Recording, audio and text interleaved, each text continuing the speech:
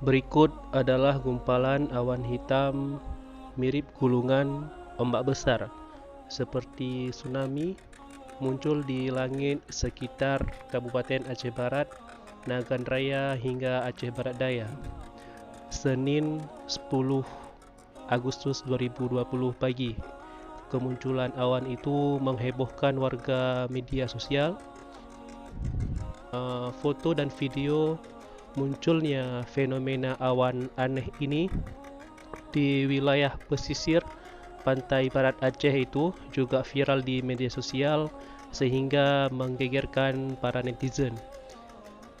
Kepala Seksi Data Informasi Badan Meteorologi di Aceh Besar, Zakaria Ahmad, mengatakan secara ilmiah awan sejenis itu disebut dengan awan Arcus, Wan Arcus. Awan yang berbentuk seperti ombak yang menggulung namanya awan Arcus atau disebut juga awan tsunami. Fenomena awan hingga proses timbulnya hujan ternyata dijelaskan dalam Al-Quran sejak 1400 tahun lalu sebelum dunia menemukan teknologi seperti sekarang ini. Penjelasannya ini terbukti ilmiah.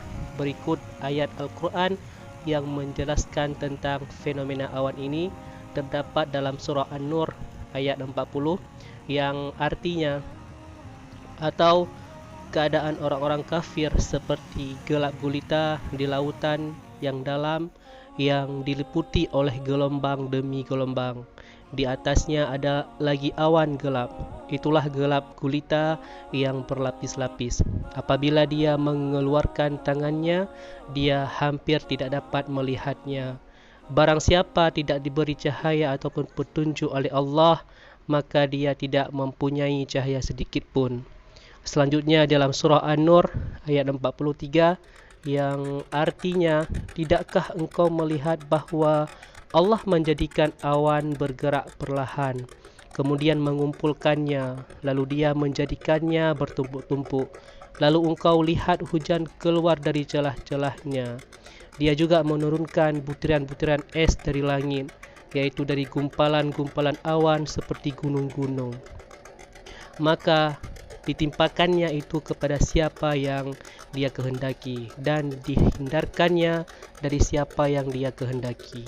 Kilauan kilatnya hampir-hampir menghilangkan penglihatan.